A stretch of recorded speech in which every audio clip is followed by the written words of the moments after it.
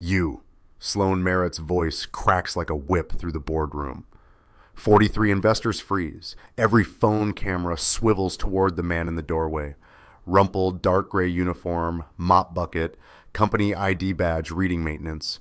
Do you have any idea how much money is being discussed in this room right now?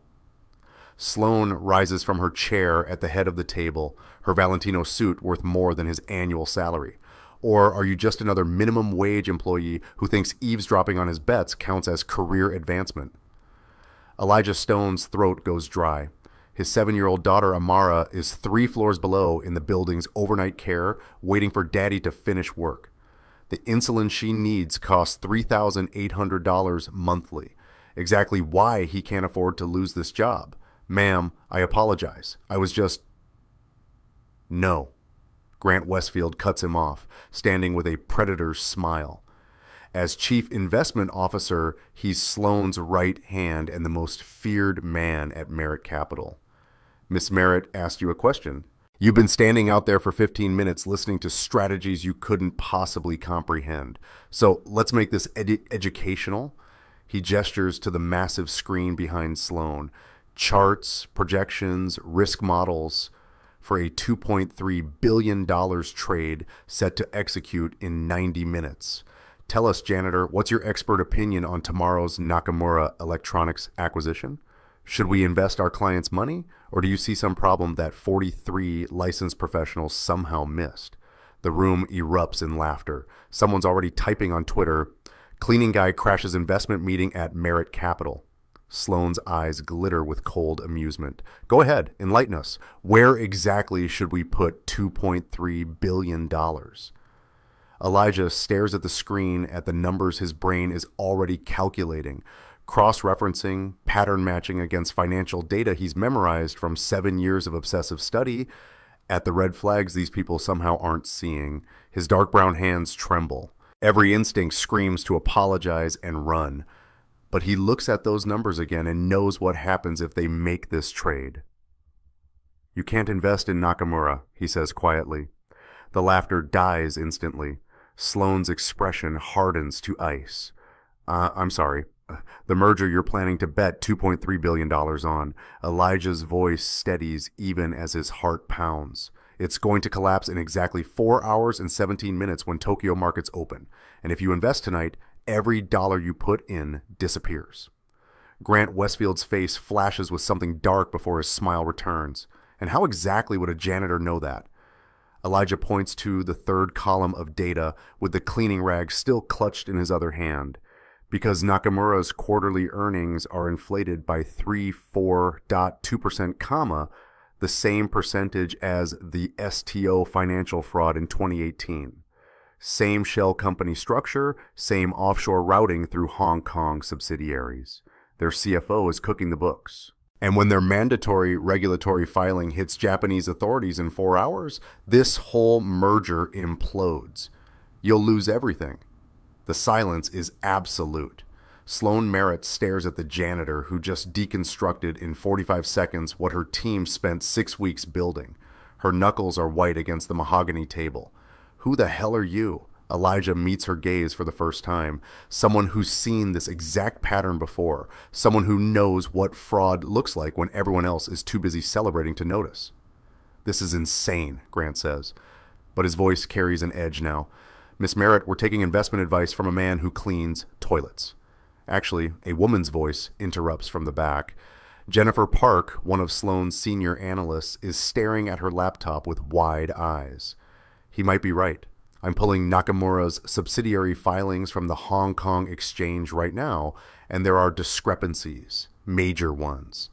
The room's energy shifts. Investors lean forward. Sloan's laser focus locks onto Elijah.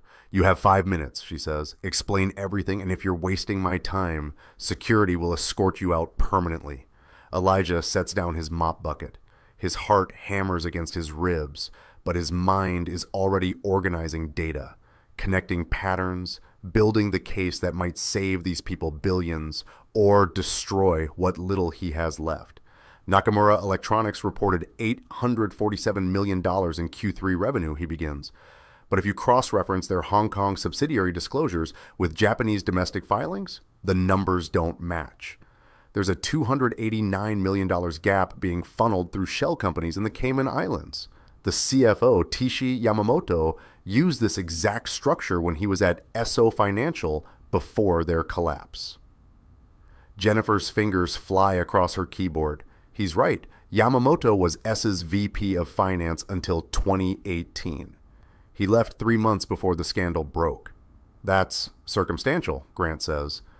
But sweat is forming at his temples. We've done extensive due diligence. Your due diligence missed the subsidiary structure because you focused on consolidated statements, Elijah interrupts. But the pattern is there.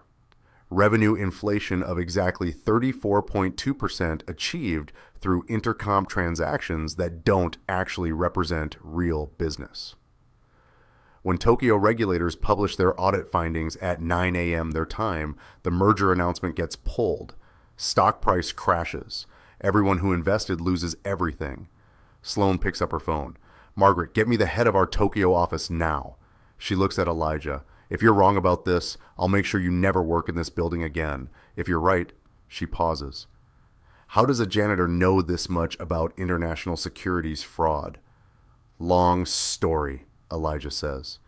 Before Elijah can answer, Jennifer speaks up again. Sloan, I'm finding more. The intercom transactions he's talking about, they're real, and they follow the exact same pattern as Sato Financial before they collapsed. If we invest in this merger, we're not investing. Sloan's voice cuts through the room like steel. Cancel the Nakamura trade, all of it. Contact every client on the call list and tell them the deal is off. Sloan, we can't just... Grant starts. We can and we are. Jennifer, I want a full audit of Nakamura's financials on my desk in 3 hours. Use every resource we have in Tokyo. She turns back to Elijah. You, my office now. The walk to Sloan's office feels like a death march. Elijah's hands won't stop shaking.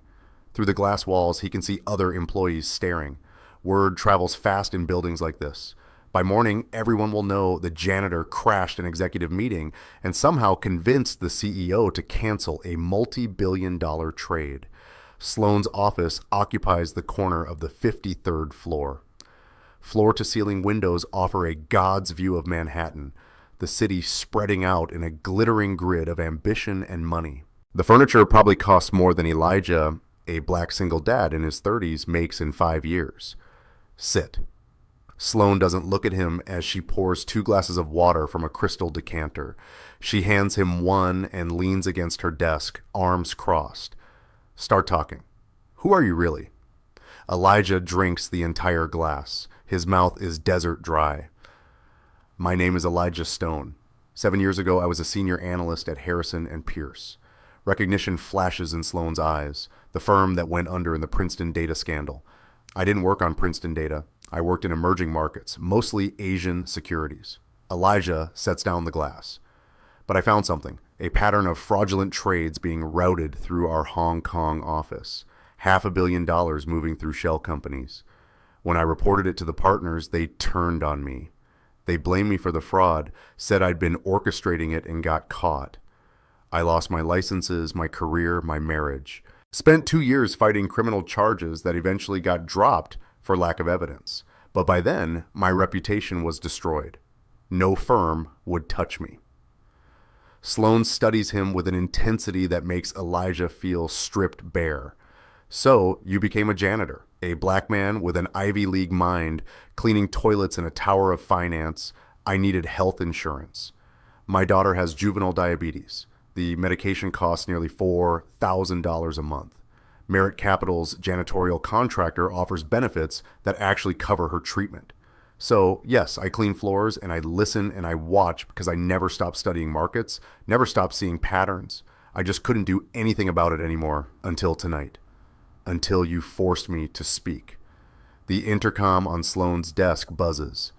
Miss Merritt, Tokyo Office Line 1. They're confirming the discrepancies in Nakamura's filings.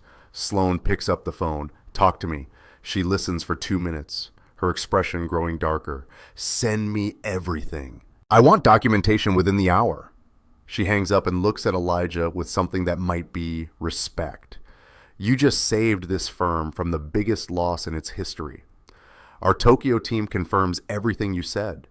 Nakamura's merger announcement is being delayed pending regulatory investigation. If we'd invested, you would have lost $2.3 billion of your client's money. How much do we pay you to clean floors? $32,000 a year plus benefits. Sloan laughs, a sharp, humorless sound. I just paid Grant Westfield $800,000 in bonuses this year, and he missed fraud that a janitor spotted in 15 minutes. She walks to the window, her silhouette framed against the city lights. What do you want? Elijah Stone. I want to keep my job. I need the insurance for my daughter. That's the minimum you should want. Sloan turns around. I'm offering you a trial position as a junior analyst. $60,000 base salary, full benefits, performance bonuses. You work with Jennifer's team for 3 months. If you're as good as tonight suggests, we make it permanent and discuss senior positions. Elijah's heart stops. You're serious? I don't joke about money or talent. You have both. The question is whether you can do this job every day, not just once in a crisis. Her eyes narrow, but I need to know. Are you running some kind of con? Because if this is corporate espionage or you're working for competitors... I'm not. I'm just a father trying to keep his daughter alive and healthy. That's all I've been for 7 years. Something in Sloan's expression softens almost imperceptibly. Be here tomorrow at 8 a.m. Wear something that isn't a janitor's uniform. We'll see what you're really capable of. Elijah stands, his legs unsteady. Thank you. I won't let you down. Don't thank me yet. Half this firm is going to hate you by tomorrow morning. The janitor who thinks he's smarter than licensed professionals. You'll have to prove yourself every single day. She pauses. And Elijah, whatever happened at Harrison and Pierce, I'm going to investigate it. If you lie to me about anything, this offer disappears. I didn't lie. Good. Now go get your daughter. It's late. Elijah leaves the office in a daze. The elevator ride down feels surreal. 3 hours ago, he was mopping floors. Now he has an analyst position at one of Manhattan's most prestigious firms. It doesn't feel real. It feels like the universe is playing a cruel joke that will collapse at any moment. Amara is asleep in the building's overnight care facility when Elijah arrives. She's curled up in a small chair, her insulin pump visible under her Disney princess t-shirt. Her dark hair is in small, neat braids. He gently wakes her. Daddy, she rubs her eyes. Is it home time? Yeah, baby. It's home time. Did you finish cleaning all the floors? Elijah picks her up, feeling the familiar weight of his black daughter against his chest. I did something different tonight. I'll tell you about it tomorrow, okay? Amara yawns and rests her head on his shoulder. I love you, Daddy. I love you too, Amara, more than anything. As they leave the building, Elijah glances back at the lit windows of the 53rd floor. Sloan's office is still bright. She's probably already working, already investigating him, already testing whether tonight was real or illusion. He doesn't know that 53 floors above, Sloan Merritt is staring at financial records from Harrison and Pierce, reading about a junior analyst who tried to expose fraud and was destroyed for it. She doesn't know why she cares. She's built her empire on ruthless pragmatism, on judging people by results rather than circumstances. But something about the janitor who spoke truth to power while risking everything he had. Something about that refuses to leave her mind. The next morning, Elijah stands outside Merritt Capital at 7:45 a.m. wearing the only suit he owns, a 5-year-old Joss A. Bank special that's slightly too big in the shoulders. He looked every bit the formerly successful black professional trying to reclaim his place in a room built to exclude him. He dropped Amara at school with promises to pick her up on time, then took the subway to Midtown with his heart pounding against his ribs. The building looks different in daylight. Less fortress, more glass cathedral, to money and ambition. Employees stream through the revolving doors in expensive suits and designer shoes. Everyone moving with the confidence of people whose worth is never questioned. Elijah takes a breath and walks inside. Security recognizes him. Mr. Stone. Miss Merritt left instructions. Take the executive elevator to 53. She's expecting you. The ride up is torture. Elijah catches his reflection in the polished steel. Someone trying to be something he hasn't been in 7 years. He looks like a fraud wearing a costume. The door's open to chaos. Completely insane that we're hiring. Actually knows what he's talking about. Janitor, for God's sake, this is Merit Capital, not a charity. Jennifer Park spots Elijah first.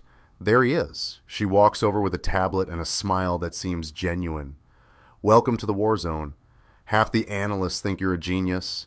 The other half thinks Sloane's lost her mind. Grant's been in her office for 20 minutes arguing against your hire. Maybe I should come back later. Don't you dare. Jennifer hands him the tablet. This is your workstation assignment. Building access codes, system login. You're on my team, which means you report to me and I report to Sloane. Your first assignment is analyzing the Nakamura situation. We need a full report by end of day documenting exactly how you identified the fraud. Jennifer, Grant Westfield's voice cuts through the noise. He's walking toward them with a smile that doesn't reach his eyes. I see our newest employee has arrived. Elijah, is it? Welcome to Merit Capital. I'm sure this will be an interesting experiment. The emphasis on experiment is clear. This is temporary. This is probation. One mistake and you're gone. Thank you, Mr. Westfield. Call me Grant. We're all colleagues here, regardless of background. His smile sharpens. Though, I have to say, Sloane's taking quite a risk hiring someone with your history. Harrison and Pierce was a difficult situation, wasn't it? All those accusations of fraud that nearly resulted in criminal charges. Jennifer's expression hardens. The charges were dropped. Elijah was cleared. Dropped isn't the same as cleared, but I'm sure everything will be fine. Grant pats Elijah's shoulder. Just remember, this is the major leagues. We can't afford mistakes here. Not like wherever you've been working recently. He walks away, leaving tension in his wake. Don't let him rattle you, Jennifer says quietly. Grant doesn't like anyone who threatens his position as Sloane's top advisor, and you definitely threatened that last night. I didn't mean to threaten anyone. Too late. You made him look bad in front of 43 investors. Men like Grant don't forgive that easily. Before Elijah can respond, Sloane's office door opens. She's on the phone, gesturing for him to come inside. He walks in on shaking legs. Don't care what the board thinks, Marcus. We avoided a catastrophic loss. That's what matters. Sloane hangs up and studies Elijah. You look terrified. Honestly, I am. Good. Fear keeps you sharp. She hands him a file folder. I spent most of last night investigating you. The Harrison and Pierce scandal, the fraud accusations, all of it. You want to know what I found? Elijah's mouth goes dry. What? That you were telling the truth. The senior partners at Harrison and Pierce were running a massive fraud scheme through their Hong Kong office. When you discovered it, they needed a scapegoat. You were junior enough to be expendable, smart enough to be plausible, and naive enough not to see it coming until it was too late. She leans back in her chair. They destroyed you to save themselves. You believe me? I believe evidence. And the evidence says you got screwed by people who should have protected you. Sloane's gaze is intense. But here's what I need to know. Are you going to be able to do this job without that history destroying you again? Because the moment word spreads about who you are, people will use it against you. They'll question every analysis you make, every recommendation you give. Can you handle that? Elijah thinks about Amara, about insulin pumps and hospital bills and 7 years of scraping by, about the dream he thought was dead forever. Yes, I can handle it. Then get to work. Jennifer will guide you through your first assignment. And Elijah, don't make me regret this. 3 weeks pass in a blur of spreadsheets, market analysis, and slowly winning over skeptical colleagues. Elijah works 12-hour days, arriving early and leaving late, building reports that are so thorough they can't be dismissed. He identifies 3 more potential fraud situations before they become problems. He saves clients from bad investments. Slowly, grudgingly, people start to respect him, but not everyone. Grant Westfield watches from his office like a spider in its web. He compliments Elijah's work in meetings while subtly undermining him in private conversations. He questions his analysis just enough to plant seeds of doubt. He reminds people about Harrison and Pierce whenever Elijah isn't in the room. And he does something else too, something nobody notices. He starts accessing Elijah's computer after hours. He studies his patterns, his methods, his analyses, because Grant has a problem that's getting worse every day. His own fraud is still buried in Merit Capital's books, and Elijah is exactly the kind of analyst who might stumble onto it. The person who notices the subtle war is Sloan. She watches Elijah work from her office, sees how he approaches problems differently than her other analysts. He doesn't just run numbers. He looks for patterns, for human behavior, for the psychology behind financial decisions. It's the same instinct that made him spot Nakamura's fraud in minutes.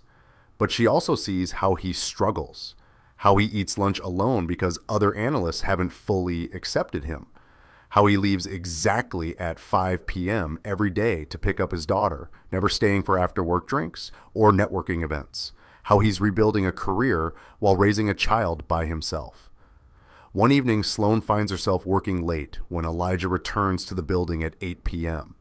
"You're back," she says, surprising him in the hallway. "Amara's asleep. My neighbor's watching her for a few hours. I wanted to finish the Thompson Industries report." "Oh, you don't have to work nights to prove yourself." "Yes, I do." Elijah meets her eyes. "Everyone here knows I was a janitor 3 weeks ago. They're waiting for me to fail. I can't give them that satisfaction." Sloan understands that drive more than he knows. She built Merit Capital from nothing, fighting every day against men who said women couldn't run investment firms. She worked twice as hard for half the recognition until she became too successful to ignore. "Have dinner with me," she says suddenly. Elijah blinks. "What? Dinner? There's a Thai place 2 blocks from here that stays open late. You need to eat." "I need to eat. And we can discuss the Thompson Industry situation without 40 people listening to every word.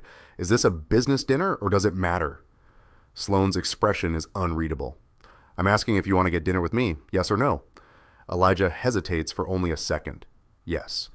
The restaurant is small, tucked between 2 larger buildings, the kind of place where Manhattan's working class eats when they can't afford the trendy spots. They sit in a corner booth with cracked vinyl seats and fluorescent lighting that makes everyone look slightly ill. "You come here often?" Elijah asks. "I used to when I was starting out and couldn't afford anything else." Sloan orders pad thai and spring rolls without looking at the menu.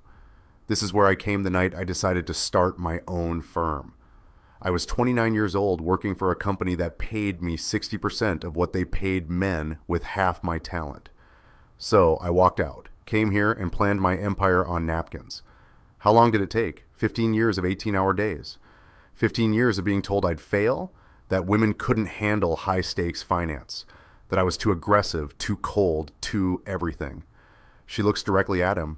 "I didn't build Merit Capital by being nice. I built it by being better than everyone else and refusing to quit. That's what I'm trying to do now. Be better. Prove I deserve to be there. You've already proven it. The Nakamura analysis alone justified your hire. Everything since then is just you being excellent at your job." Sloan leans back, but I'm curious about something else. "You have a daughter. Where's her mother?" The question lands like a punch. Elijah takes a long drink of water. Tanya left when Amara was 2. After I lost everything at Harrison and Pierce, she couldn't handle it. The poverty, the shame, the way people looked at us. She wanted the life we'd planned. Manhattan apartment, private schools, vacations in Europe, not a husband facing fraud charges who couldn't get hired anywhere. His voice is flat. She moved to California, remarried someone in tech, sends a birthday card to Amara twice a year. That's it. I'm sorry, don't be. Amara and I are better off. We have each other. That's enough. Sloan sees something in his face, a protective love so fierce it's almost painful to witness. She's never had that, never wanted children, never made space in her life for anything except ambition. But watching Elijah talk about his daughter, she wonders what it's like to love someone more than your own success. "Tell me about her," Sloan says, and Elijah does. He talks about Amara's diabetes diagnosis when she was 4. The terror of learning to manage insulin and blood sugar. He talks about her love of drawing, how she wants to be an artist when she grows up. He talks about reading to her every night, the same princess books over and over because she never gets tired of happy endings. Sloane listens and realizes she's seeing a version of Elijah that doesn't exist at the office. The father, whose face, even in the dim light, glowed with deep brown warmth when he spoke of his child. Not the brilliant analyst or the man fighting to prove himself, just a father who loves his daughter with everything he has. "She's lucky to have you," Sloane says quietly. "I'm lucky to have her. She's the reason I didn't give up when everything fell apart. When I wanted to just disappear, she needed me. So I kept going." They talk until the restaurant closes at 11 p.m. about finance, about ambition, about the cost of success and the price of failure. When they finally leave, Manhattan is quieter, the streets emptying as the city transitions from day chaos to night hum. "Thank you for dinner," Elijah says. "We should do it again, discuss cases, strategies." Sloane pauses. This is still mostly professional. Mostly. I'm still deciding. She hails a cab. "See you tomorrow, Elijah." As the cab pulls away, Elijah stands on the sidewalk wondering what just happened. Whether his boss just asked him to dinner as networking or something else. Whether he's reading too much into nothing. 53 floors above the city, in her penthouse apartment that's all glass and steel and expensive emptiness, Sloane wonders the same thing. She built her empire by never letting personal feelings interfere with business. By keeping everyone at arm's length. By being the brilliant, untouchable CEO who needed no one. But something about Elijah Stone is making her question that isolation. Something about his quiet strength, his refusal to give up, his dedication to his daughter. It's getting under her skin in ways she doesn't entirely understand or welcome. She pushes the thought away and opens her laptop. Work is safer than feelings. Numbers don't betray you. Success doesn't leave. But even as she reviews reports, her mind keeps drifting back to a corner booth in a cheap Thai restaurant and the way Elijah talked about his daughter like she was his entire world. The next morning brings disaster in a form nobody expected. Elijah arrives at the office to find Jennifer waiting by his desk with a grim expression. "We have a problem, a big one. What happened?" "Someone leaked your Harrison and Pierce history to the financial press.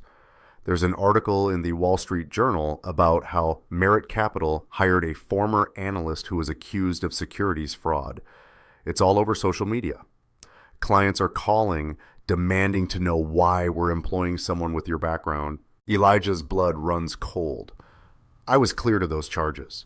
The article mentions that, but it also mentions that the charges were dropped, not that you were proven innocent. It's written to make you look suspicious." Jennifer pulls up her phone, showing him the headline, "Merit Capital's Risky Hire. Janitor turned analyst Elijah Stone, a black man with a history of fraud accusations." "Who leaked this?" "We don't know, but someone inside this firm gave them information about your employment here. Someone who wants you gone." Sloane's office door opens. Elijah, inside now. The walk feels like execution. Other analysts stare as he passes, their expressions ranging from sympathy to satisfaction. This is what they've been waiting for. Proof that the janitor didn't belong. Grant Westfield is already in Sloane's office, looking appropriately concerned.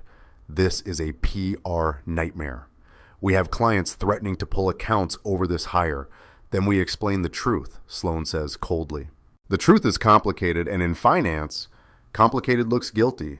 Grant turns to Elijah with false sympathy. "I'm sorry this happened, but maybe it's better to part ways before this damages the firm's reputation further." "No." Sloane's voice cuts like ice. Elijah stays. "We issue a statement explaining his history, the false accusations, and his complete vindication. We emphasize his brilliant work identifying the Nakamura fraud that saved our clients billions. Anyone who doesn't like it can take their business elsewhere." "Sloane, be reasonable." "I am being reasonable. I'm defending an employee who was targeted by a malicious leak designed to destroy his reputation." Again. She looks directly at Grant, and I'm very interested in finding out who gave this story to the press, because that person committed corporate espionage and betrayed this firm's confidentiality policies. Grant's expression flickers for just a moment, so quick that anyone else would miss it, but Elijah sees it. Is a flash of something dark before the concerned colleague mask slides back into place. Of course, we should investigate thoroughly. Grant stands. I'll leave you two to discuss damage control. After he leaves, Sloan turns to Elijah. This was deliberate. Someone's trying to force you out. Grant. You can't prove that, but you suspect it too. Sloan doesn't deny it. Grant's been with me for 8 years. He's brilliant at his job. I trust him with billion-dollar decisions. Then why do you look like you're questioning that trust? The question hangs between them. Sloan walks to her window, staring out at the city she conquered through sheer force of will. Because something's been off lately. Decisions that don't quite make sense. Reports that seem correct but feel wrong. I've ignored it because Grant's been loyal and effective. But watching him push to fire you over leaked information that came from inside this firm.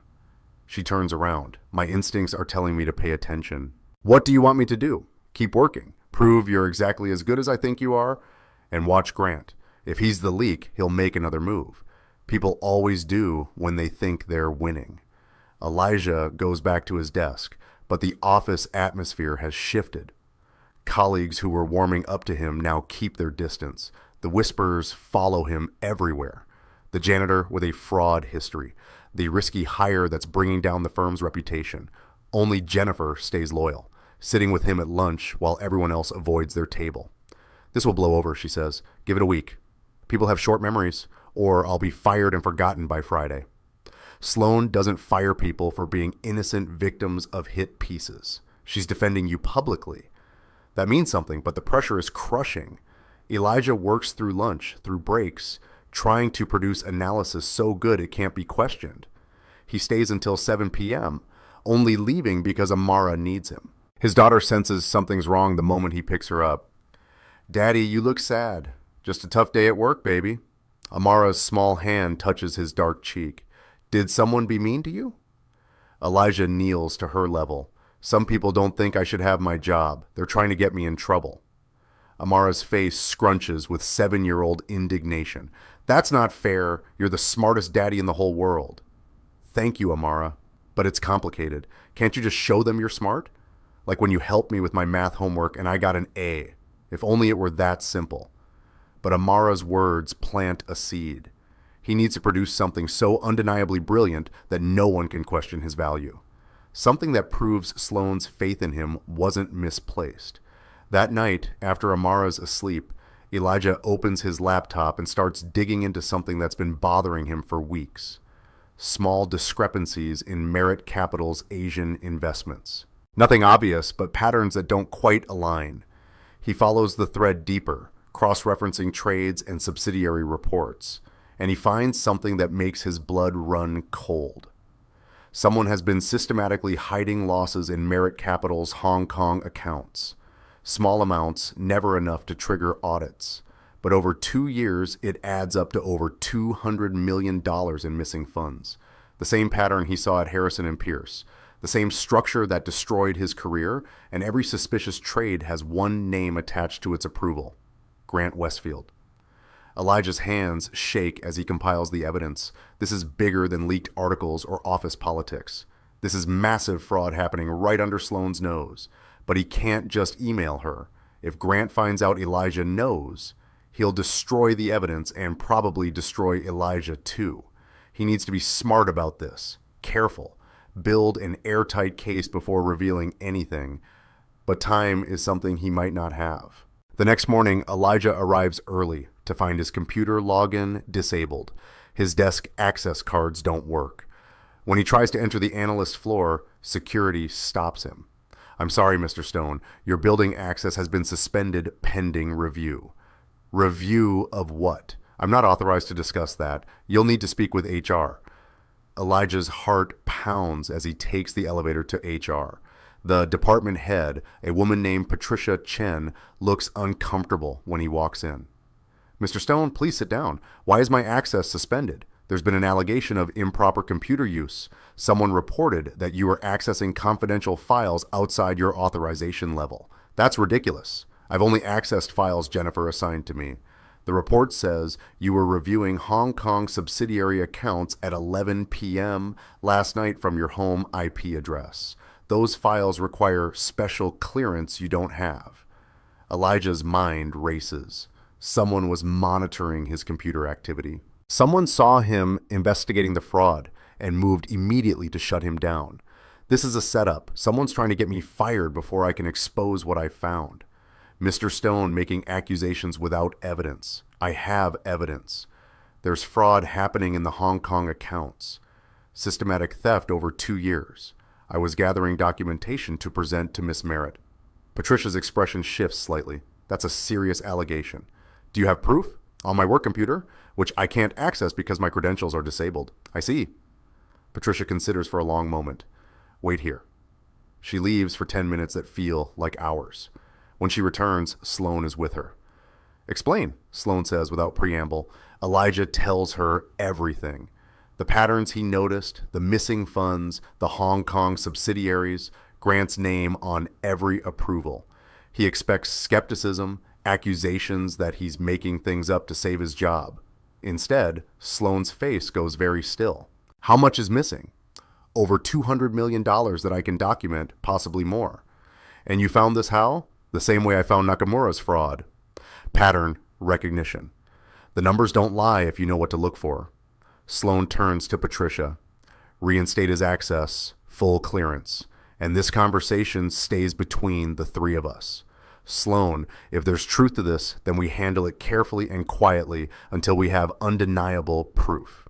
If Grant suspects we're investigating him, evidence disappears and we lose everything. She looks at Elijah. You're going to work with me directly on this. No one else knows. Not Jennifer, not the board, no one. Can you do that? Yes, good. Because if you're right, Grant has been stealing from my firm for 2 years. And if you're wrong, I just gave classified access to someone who might be paranoid. Her eyes are hard. Don't make me regret this trust. For the next week, Elijah and Sloan work in secret. She gives him access to everything. Complete financial records, trading histories, subsidiary reports. They meet in her office after hours when the building is mostly empty, going through years of data. The evidence builds slowly. Grant was brilliant about covering his tracks. He never stole from large, visible accounts. He targeted smaller Hong Kong investments where losses could be attributed to market volatility. He spread the theft across dozens of transactions over 2 years, but the pattern is there. Once Elijah shows Sloan what to look for, it becomes undeniable. He's been stealing from me, Sloan says one night, her voice cold with fury. For 2 years, while I trusted him, promoted him, gave him power over billions in client assets. He's smart. He knew exactly how much to take without triggering automatic audits. But you found it anyway, because I've seen this before. At Harrison and Pierce, the partners there used the exact same structure. Elijah pulls up a comparison chart. Look, same subsidiary pattern, same offshore routing, same small amount strategy. Grant either learned from them or used the same playbook. Sloan stares at the evidence, her mind racing through implications. If this goes public, Merit Capital's reputation is destroyed. Clients will flee. The SEC will investigate everything I've built, or you handle it internally. Confront Grant, recover what you can. Fire him quietly, the fraud stays contained. That's not justice. No, but it's survival. Sloan meets his eyes. For the first time since Elijah met her, she looks uncertain, vulnerable. The brilliant CEO who always has answers is facing a betrayal that cuts deeper than money. I trusted him, she says quietly. He's been my right hand for 8 years. How did I miss this? Because people who commit fraud are good at deception. That's how they succeed. You weren't deceived. You saw through it in days. I had reason to be suspicious. I've been burned before. Elijah moves closer. This isn't your failure, Sloan. This is Grant's crime. Don't let him make you doubt yourself. Something passes between them in that moment. An understanding born from shared experience with betrayal and loss. Sloan has spent her entire career being untouchable, unbreakable, but right now, she's just a person who trusted the wrong man and got hurt. What would you do? She asks. If this was your decision, I'd expose him completely. Document everything. Present it to the board and the SEC. Let the legal system handle it.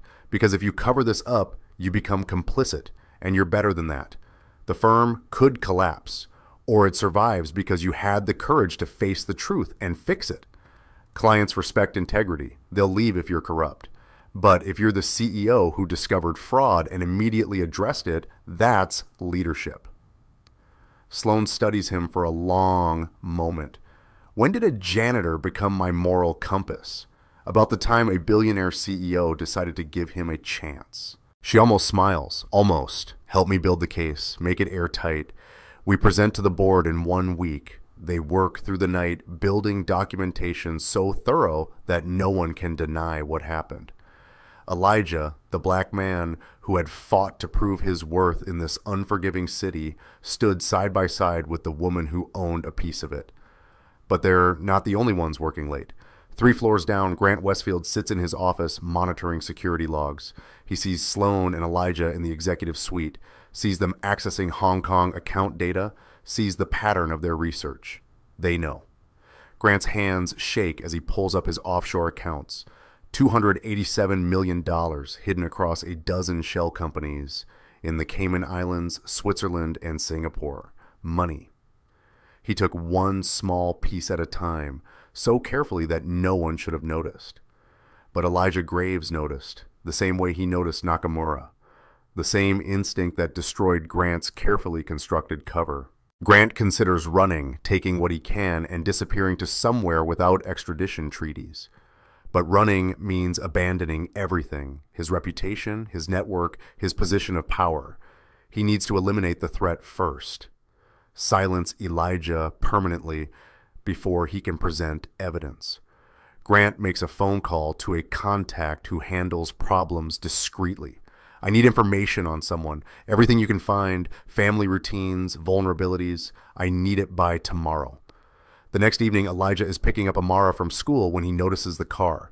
A black sedan parked across the street, engine running, windows tinted. It pulls away when he looks directly at it. Coincidence? Has to be. But the next morning, the same car is parked outside his apartment.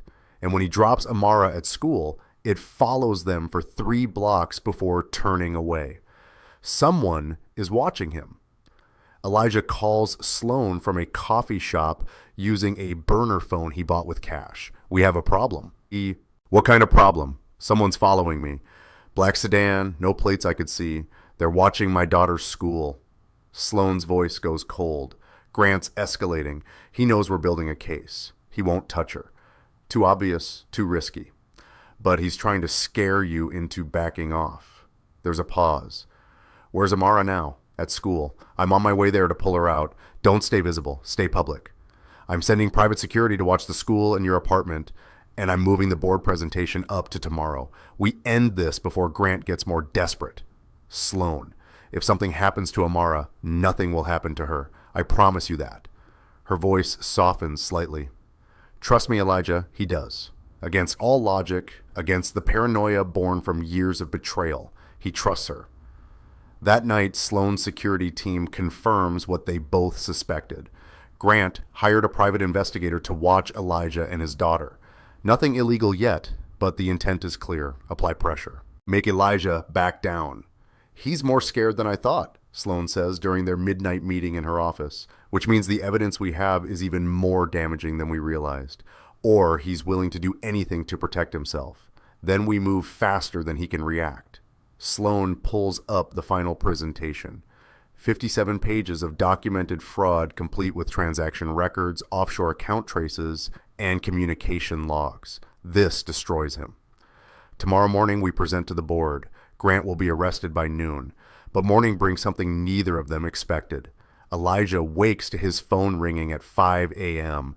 It's the director of the building's overnight care.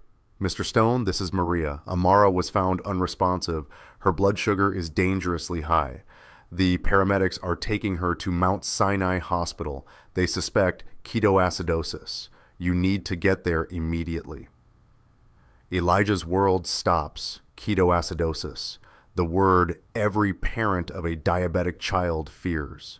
When blood sugar gets so high that the blood becomes acidic, it can lead to coma, to death. He calls Sloan while running to the hospital. Amara's in the ER. Critical condition. I can't do the board presentation. Go to your daughter. I'll handle the board. Sloan, you need my testimony to explain the technical evidence. Your daughter needs you more. Go. We'll figure the rest out later. Elijah runs through pre-dawn Manhattan, his heart pounding. Please let her be okay, please. At Mount Sinai's ER, a doctor meets him with a grim expression. Mr. Stone, your daughter's condition is serious. Her blood sugar was over 500 when she arrived. We're working to stabilize her, but she's unconscious. The next few hours are critical. Can I see her? Of course. Amara looks impossibly small in the hospital bed. IV lines running into both arms, monitors beeping with her vital signs. Her small, dark-skinned face is pale, her breathing shallow. Elijah takes her hand. I'm here, baby. Daddy's here. You're going to be okay. But he doesn't know if that's true. Doesn't know if she'll wake up. Doesn't know if this is the crisis he's feared since her diagnosis. His phone buzzes with a text from Sloan. Board presentation moved to this afternoon. Grant requested the delay, claiming document verification needed. I think he's buying time. Call when you can. Elijah can't think about Grant or fraud or board presentations. His entire world is the small black girl in the hospital bed, fighting for every breath. Hours pass, doctors come and go. Amara's blood sugar slowly drops from critical to merely dangerous. By noon, she's stable enough that the immediate crisis has passed. She'll need to stay several days for monitoring, the doctor explains, but she's going to recover. You got her here in time. Elijah collapses in the chair next to her bed, his whole body shaking with relief. Amara's alive. She's going to be okay. His phone rings. Sloan. How is she? Stable, going to recover, but she'll be hospitalized for days, thank God. Sloan's relief is genuine. I'm glad she's okay. But Elijah, we have a massive problem. Grant moved the board presentation to 4 p.m. today, and I just discovered why. He's been building a counter case against you. He's planning to present you as a disgruntled former analyst, trying to frame him for fraud you committed. That's insane. He has fake evidence, manipulated transaction logs that make it look like you accessed Hong Kong accounts months ago before you even worked here. He's going to claim you hacked our systems while working as a janitor, stole money, and now you're blaming him to cover your tracks. Elijah's blood runs cold. It's Harrison and Pierce all over again. The same playbook. Find a scapegoat, fabricate evidence, destroy them before they can fight back. Can you prove the evidence is fake? Not in 3 hours. Our digital forensics team needs days to trace the modifications. By then, Grant will have convinced the board to fire you and possibly press charges. Then we're finished. Not if you come to the presentation. You're the only one who can explain the technical details well enough to cast doubt on Grant's narrative. You're the only one who can prove in real time which evidence is authentic. Sloan, I can't leave my daughter. I know. And I would never ask you to choose between her and this job. There's a pause. But if you don't come, Grant wins. He frames you for massive fraud, destroys your reputation permanently, and walks away with $287 million while you go to prison. Is that what you want for Amara? Her father in jail, unable to care for her. The choice is impossible. Stay with his daughter when she needs him most, or fight for the future that lets him stay with her forever. Amara's eyes flutter open. Daddy, I'm right here, baby. I don't feel good. I know, but the doctors are making you better. You're going to be fine. She closes her eyes again, drifting back to medicated sleep. Elijah looks at her small face, at the monitors keeping her alive, at everything he stands to lose if Grant succeeds. He calls Sloan back.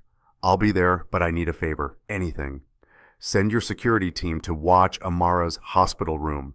If Grant knows I'm testifying against him, I don't trust what he might do. Already done.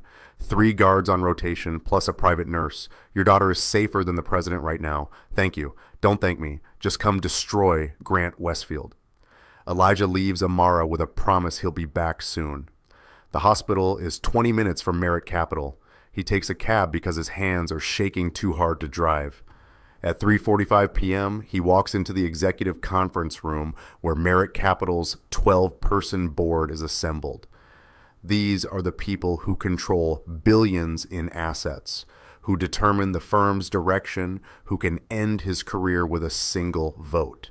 Grant is already presenting, his voice smooth and confident, which is why I believe Mr. Stone represents a significant security risk. The evidence clearly shows he accessed confidential systems going back 9 months, long before his official employment. He used his janitor position to steal credentials and embezzle funds, then fabricated this entire fraud investigation to cover his tracks when I began noticing discrepancies. Board members study documents, their faces skeptical but attentive. Grant has done his homework. The fake evidence looks convincing. Then Elijah walks in. Grant's confidence falters for just a moment. "Mr. Stone, how's your daughter?" "She's alive," which is what matters. Elijah takes a seat. "Unlike the truth, which you've been killing for 2 years. That's a serious accusation from someone you're currently trying to frame for crimes you committed." Elijah looks at the board. "I have evidence that proves Grant Westfield has been systematically embezzling from Merit Capital for 2 years. Over $287 million hidden across offshore accounts. The same pattern I identified at Harrison and Pierce 7 years ago, which is why he's been so desperate to discredit me since I arrived." The board chair, a woman named Dorothy Hughes, raises her hand. "Mr. Stone, you're making extraordinary claims. Mr. Westfield has been with this firm for 8 years. His record is exemplary. So was his deception." Elijah pulls out his laptop. "Let me show you something. The evidence Grant presented claims I accessed Hong Kong accounts 9 months ago. But here's the metadata from those files. They were created yesterday. The timestamps were backdated, but the file creation logs don't lie. Grant made this fake evidence yesterday after he realized Sloan and I were investigating him. That's absurd," Grant says. But sweat is forming on his forehead. "Those are legitimate forensic findings." "From which security firm? Because Merit Capital doesn't have forensic contracts with anyone. You made these documents yourself." Grant's mask slips completely. "This is ridiculous. You're a disgraced analyst who was fired for fraud, now working as a janitor. And you expect the board to take your word over mine. Not my word, the evidence." Elijah pulls up the side-by-side comparison. Here are the real transaction logs from Hong Kong accounts. Note the pattern of small withdrawals, always under audit thresholds, routed through shell companies, registered to addresses that don't exist. Now, here are the same transactions with your approval signatures. You authorized every single fraudulent transfer. The board members lean forward, studying the data. Dorothy Hughes's expression hardens. "Grant, these signatures are yours." "Forged," Grant insists. "Obviously forged by someone trying to frame me. Then explain this." Sloan stands, her voice like ice. "I personally verified these signatures against our authentication database. They match your biometric patterns perfectly. Unless Mr. Stone somehow stole your fingerprints and retinal scans while mopping floors, these signatures are authentic." The room goes silent. Grant looks around at faces that are no longer sympathetic, no longer believing. "You're making a mistake," Grant says, his voice rising. "This janitor is manipulating you, manipulating all of you. He's a con artist who—" "Enough." Dorothy Hughes silences him with a gesture. "Mr. Westfield, this board is suspending your authority immediately pending a full investigation. Security will escort you out.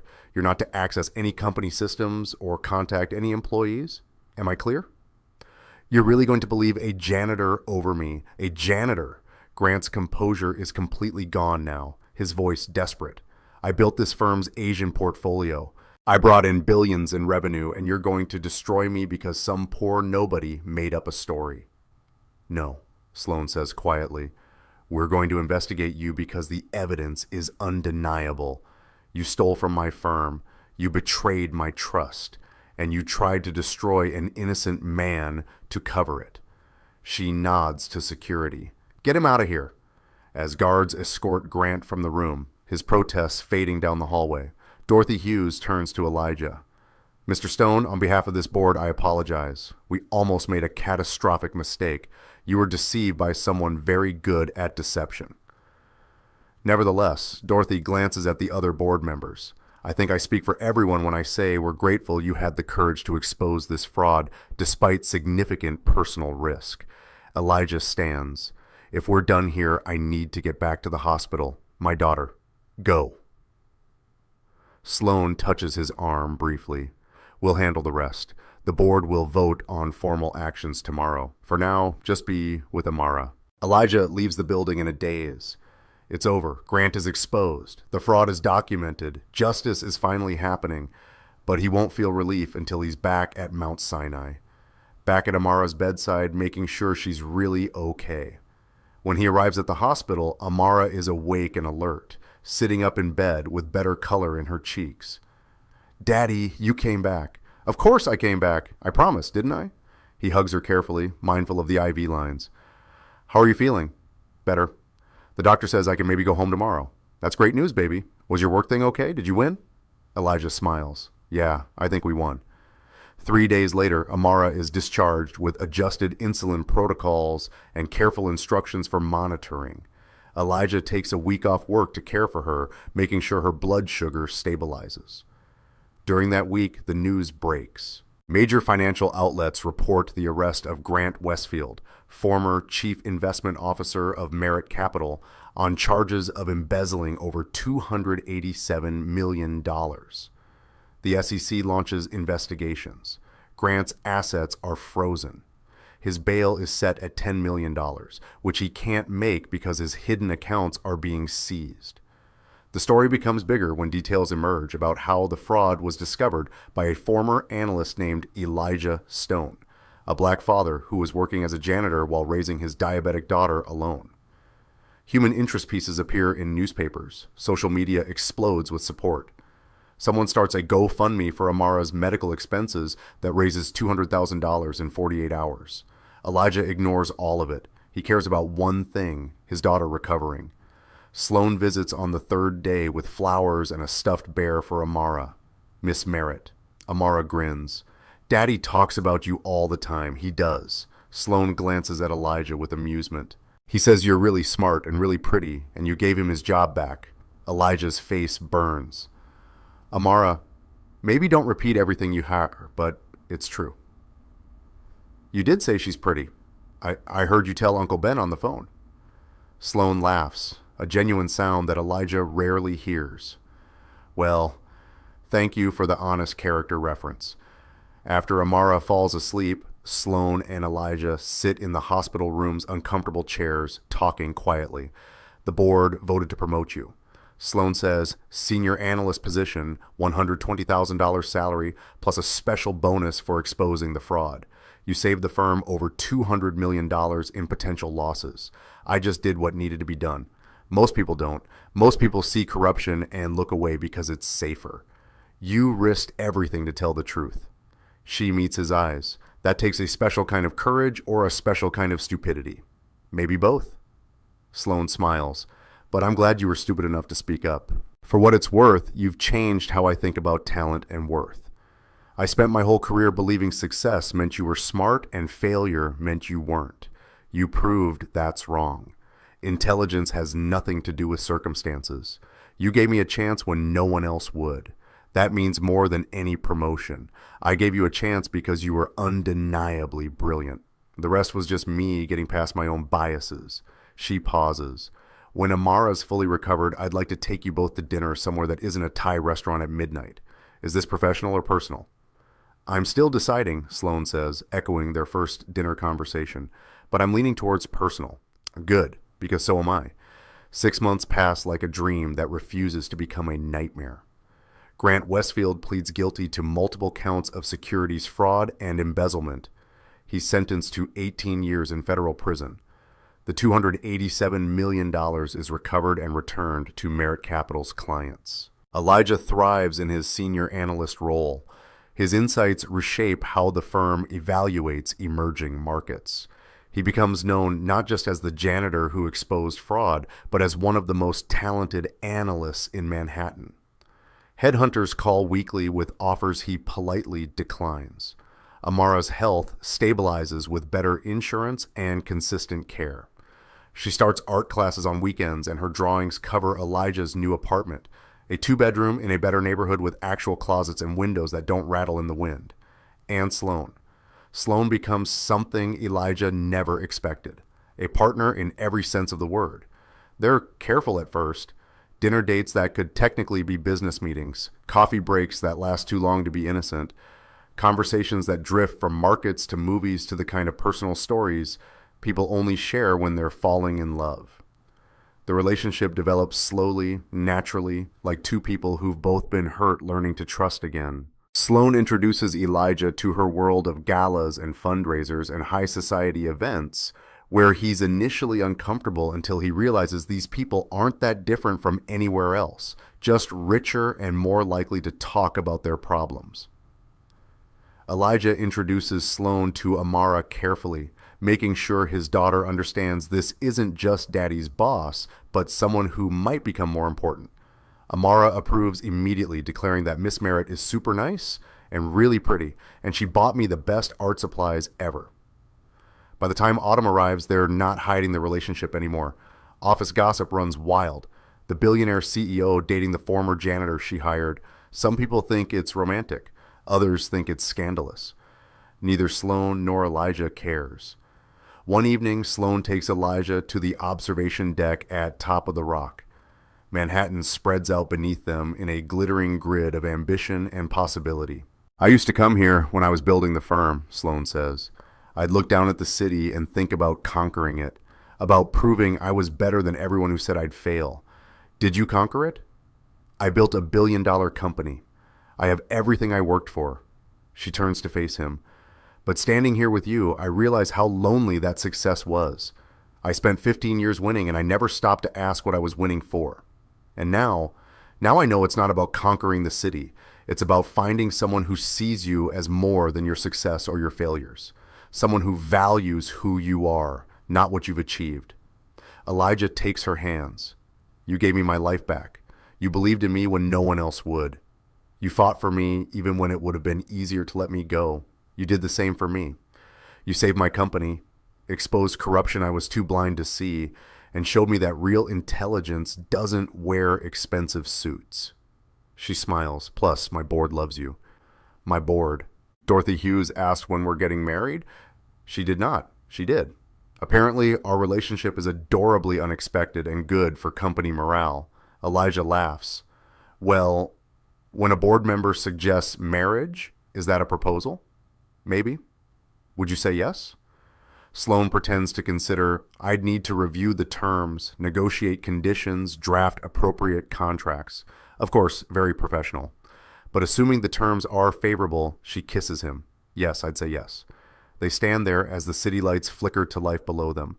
Two people who found each other in the most unlikely circumstances and built something neither expected. 1 year later, they're married in a small ceremony at Central Park. Amara is the flower girl, taking her role very seriously. Jennifer is Sloane's maid of honor. Dorothy Hughes attends and cries during the vows. Grant Westfield watches coverage of the wedding on the television in his federal prison cell. Bitter and alone, understanding too late that the janitor he tried to destroy was always smarter than him. The reception is held at the same Thai restaurant where Sloane and Elijah had their first dinner. She insists on it, wanting to remember where everything changed, where a billionaire CEO and a janitor became just two people talking honestly over pad thai and spring rolls. Elijah gives a toast that makes everyone laugh and cry. "I used to think success meant going back to what I lost. The career, the reputation, the life I had before everything fell apart. But I was wrong. Success wasn't going back. It was moving forward into something I never imagined, something better than anything I lost." He looks at Sloane, who's wearing a simple white dress and smiling like she just won the lottery. "I found someone who sees brilliance where others see obstacles, who gives chances when others give up, who proved that love isn't about finding someone perfect. It's about finding someone who makes you want to be better." He raises his glass. "To my wife, the smartest, strongest, most beautiful person I've ever known. Thank you for forcing a janitor to speak. It changed my life." Amara, sitting at the head table in her purple dress, shouts, "And mine too. Now I have a mommy again." The room erupts in applause and laughter. Sloane wipes tears from her eyes, her carefully controlled CEO mask completely gone, replaced by genuine joy. Later, as the reception winds down and guests begin leaving, Elijah finds himself standing on the sidewalk where he stood that first night, dazed and confused about what had just happened. Sloane joins him, linking her arm through his. "What are you thinking about that night when you forced me to give investment advice as a joke? I thought my life was over. I thought you were going to humiliate me and fire me, and I'd lose everything. I was going to. That was absolutely the plan. Sloane leans her head on his shoulder. But then you opened your mouth, and everything I believed about intelligence and worth and who deserves opportunities just exploded. You destroyed my worldview in 45 seconds. Sorry about that. Don't be. It was the best thing that ever happened to me. She smiles. Turns out the janitor was smarter than the billionaire all along. I don't know about that. I do. You saw value in yourself when nobody else did. You kept studying, kept learning, kept believing you were worth something, even when the entire world said you weren't. That's wisdom I never had. They stand there on a Manhattan street as cabs honk and people rush past and the city lives its relentless, indifferent life. Two people who shouldn't have met, shouldn't have connected, shouldn't have fallen in love. Except they did. Because sometimes the universe gets it right. Sometimes the person you underestimate is exactly the person you need. Sometimes the janitor listening at the door has more answers than everyone in the room. And sometimes when a billionaire CEO forces someone to speak expecting a joke, they get the truth that changes everything instead. Amara runs out of the restaurant, her face covered in cake frosting. Daddy, Mom, they're cutting the cake again and you're missing it. We're coming, baby. Elijah scoops her up. Can't miss the cake. As they walk back inside, Sloane catches Elijah's hand. I love you. I love you too. No, I really love you. The kind of love where I can't imagine my life without you in it. Where everything before feels like practice for finding you. Elijah stops walking right there on the sidewalk with their daughter in his arms and wedding guests visible through the restaurant windows. He kisses Sloane like they're the only two people in the city. I know exactly what you mean because I feel the same way. They go back inside to cut cake and dance badly and celebrate the impossible love story that started with fraud accusations and janitor's uniforms and a woman who chose to listen when she could have chosen to dismiss. 15 years later, the story is still told at Merrick Capital as legend. How the firm's CEO married the janitor who saved the company and exposed massive fraud.